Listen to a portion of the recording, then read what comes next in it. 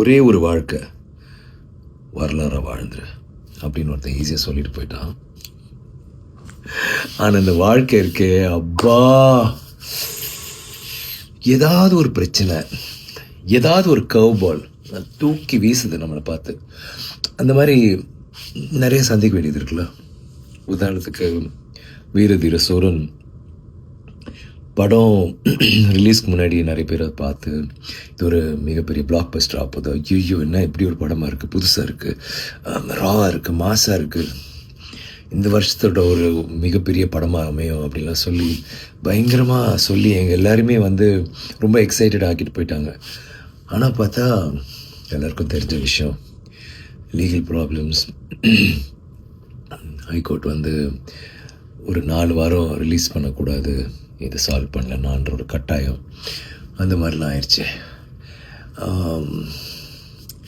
எனக்கு என்னென்னா இந்த படம் எப்படியாவது நம்ம ஃபேன்ஸு போய் சேரணும். ஏன்னா இந்த படத்துக்குள்ளே அவ்வளோ ஒரு முயற்சி நாங்கள் எல்லாருமே போட்டோம். அருண், நான், ப்ரொடியூசர் எல்லாருமே, இந்த படத்தில் நடித்தவங்க. ஒரு ரொம்ப நாள் பிறகு எனக்கு என் ஃபேன்ஸுக்காக ஒன்று பண்ணணும், ராவாக ரஸ்டிக்காக ஆனால் மாசாக இருக்கணும், ரொம்ப ரியலாக இருக்கணும், ஒரு புதுசாக ஒன்று ட்ரை பண்ணலாமேன்னு ட்ரை பண்ணிட்டு தான் இது பண்ணோம். ஸோ அது வராத பட்சத்தில் ரொம்ப கஷ்டமாக இருந்துச்சு.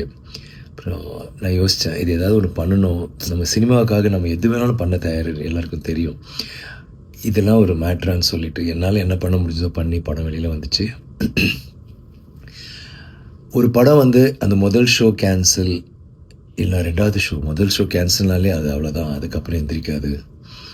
ஆனால் எங்கள் படத்துக்கு 2 ஷோ கேன்சல் ஆகி சாயந்தரம் தான் வந்துச்சு.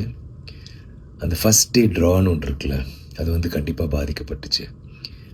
ஆனால் அந்த தியேட்டருக்கு பார்த்த ஒவ்வொருத்தரும் முன்னாடி என்ன சொன்னாங்களோ அதை விட அழகாக நிறையா, எஸ்பெஷலி ஃபேமிலிஸ் நீங்கள் பார்த்தீங்கன்னா அவ்வளோ வீடியோஸ் எல்லோரும் சூப்பராக இருக்குது, பயங்கரமாக இருக்குது, மாசாக இருக்குது, ரொம்ப என்ஜாய் பண்ணோம், சீட் நுனியில் உட்காந்து பார்த்தோம், அவ்வளோ நல்லா இருந்துச்சு படம் அப்படி இப்படின்னு சொல்கிற போது கேட்குறதுக்கு அவ்வளோ சந்தோஷமாக இருந்துச்சு. அண்ட் இப்போது அது ஒரு பெரிய ஒரு வெற்றியை நோக்கி தான் போயிட்டுருக்குன்னு ரொம்ப உறுதியாக எங்களால் சொல்ல முடியுது.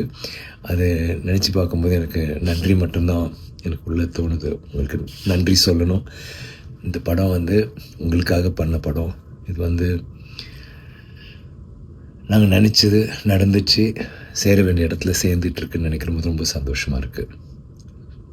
வீரதீர சூரன் பார்த்தவங்களாம் என்ஜாய் பண்ணியிருப்பீங்க, பார்க்காதவங்க பார்ப்பீங்கன்னு நம்புகிறேன். தேங்க்யூ.